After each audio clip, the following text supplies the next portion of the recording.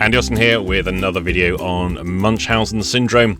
I thought I would do one on the behaviour that I observed of these Munchausen's patients whilst I worked in hospital.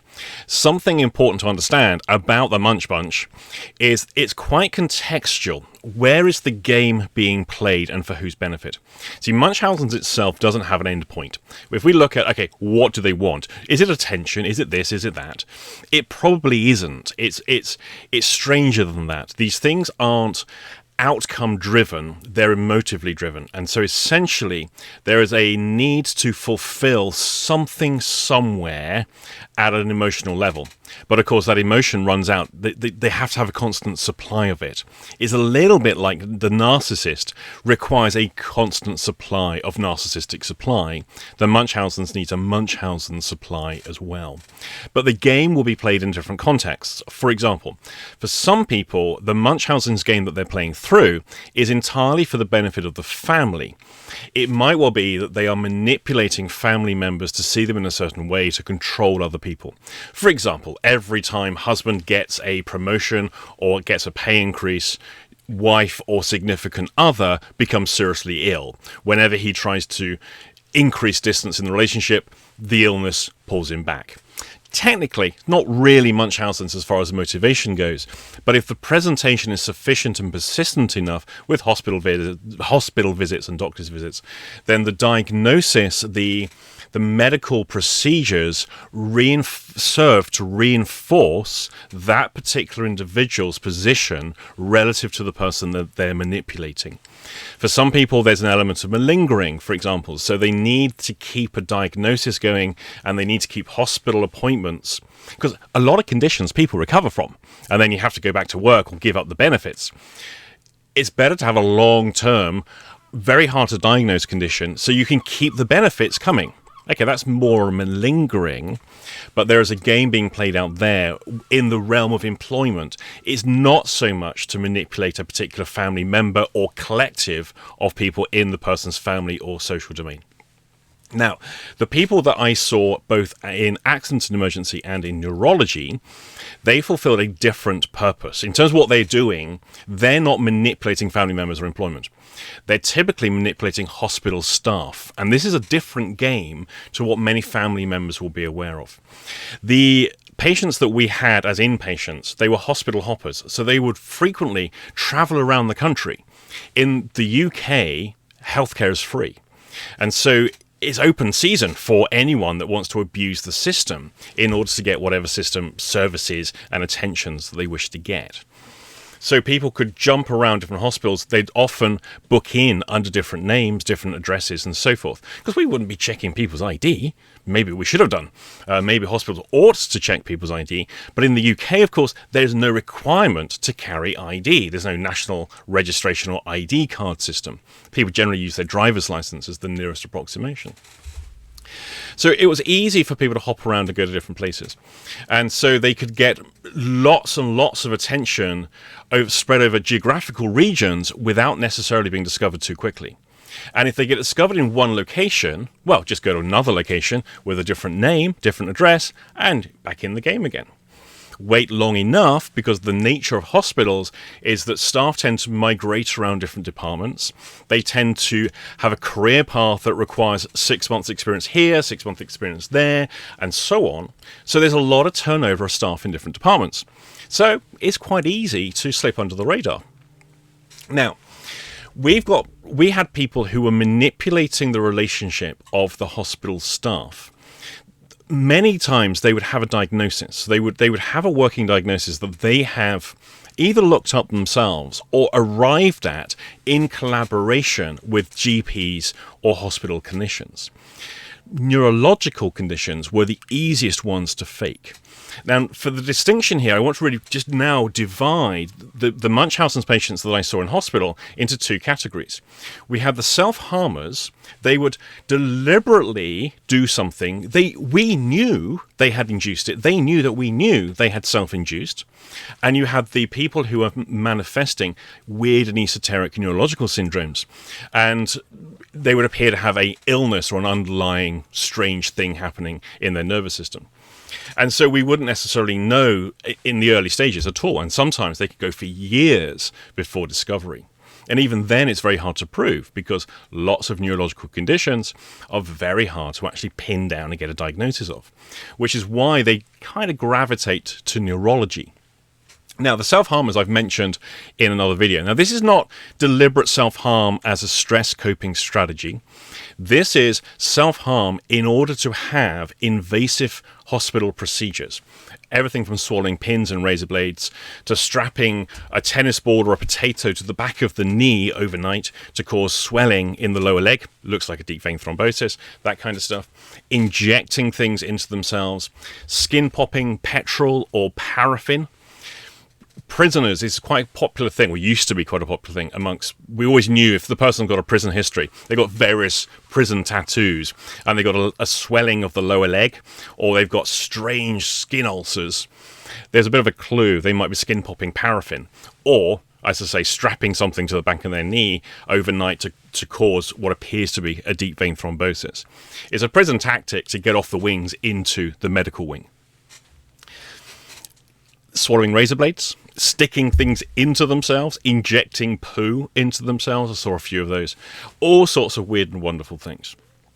Now, the neurological lot, one of the things they are doing is that it's not so much about invasive testing, because what they tend to do is avoid all the testing.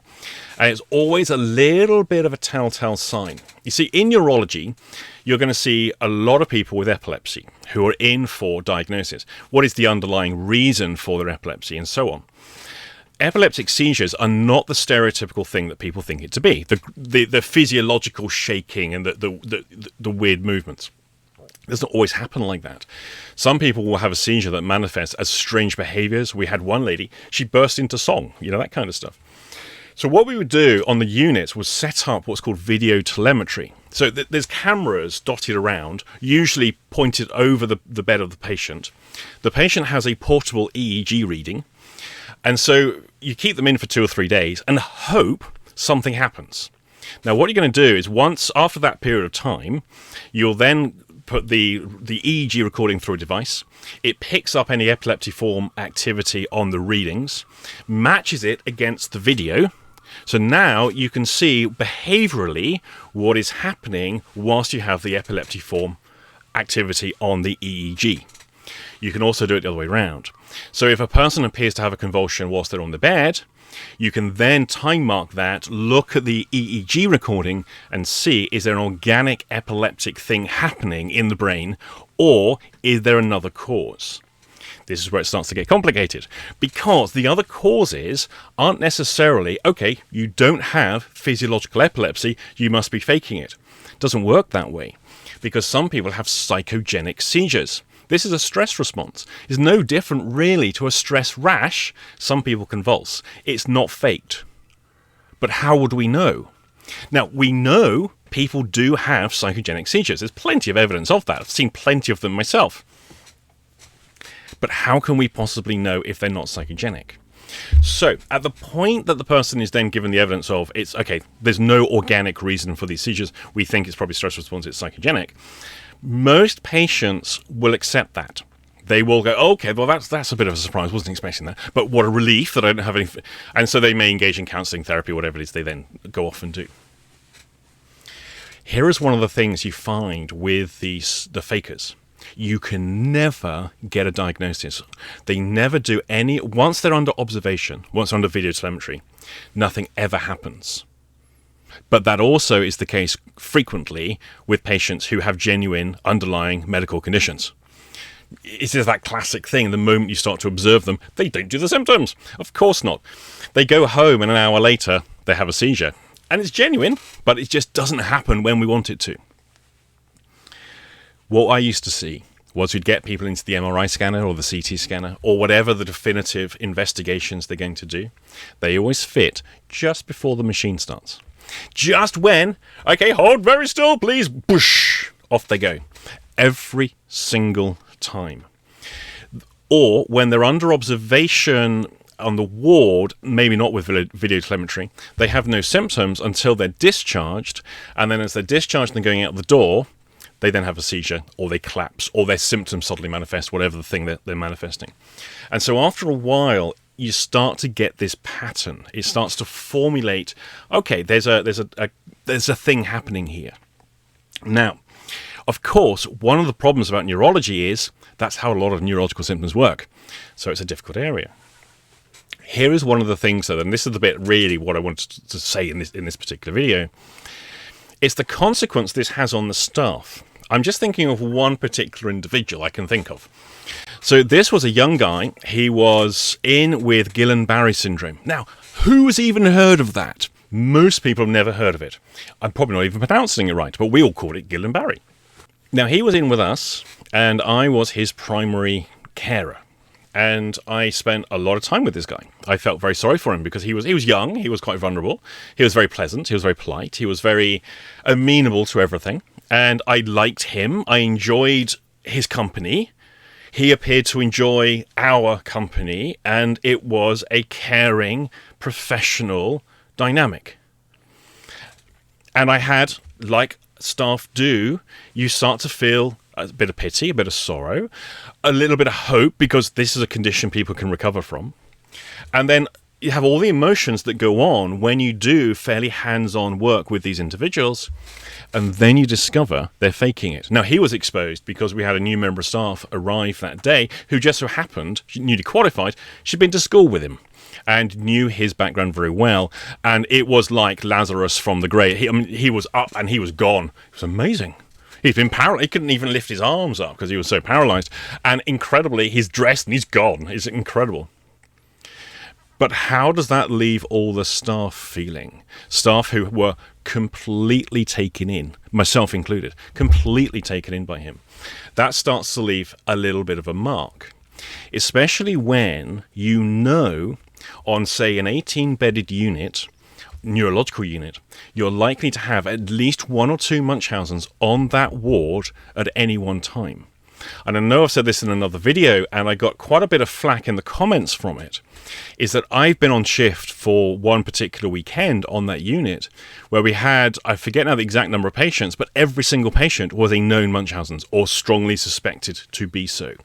All normal patients, so much, had been discharged over the weekend for weekend leave to come back again. And we had all these Munchausen's people because we couldn't get them out because they fit, they collapse, they lose consciousness, whatever it is they were doing. And in the clinical picture, built up over long periods of time, it becomes very clear there are patterns forming here that indicate they're potentially faking. So now what you have is a whole bunch of people who may or may not be faking, and a whole bunch of staff who are duty-bound, professionally bound, to treat them as real patients.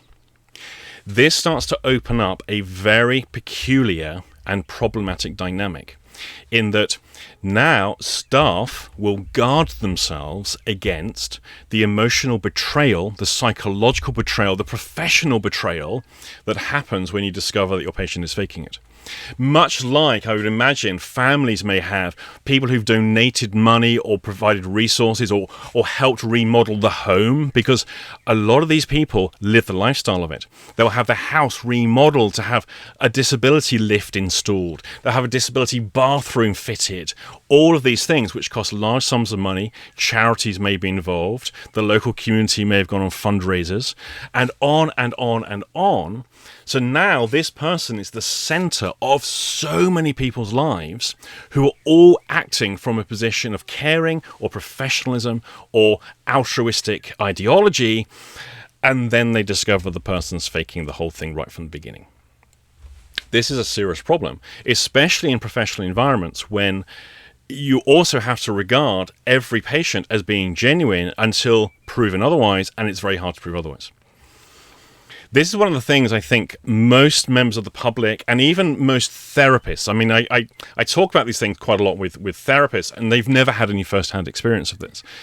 And there's a notion that staff are horrible and judgmental and have no care, and they just dismiss all these patients as having Munchausens. But it's a problem because there's plenty of patients who have genuine weird symptoms that don't fulfill any category whatsoever. They're on-off conditions, so they're not consistent.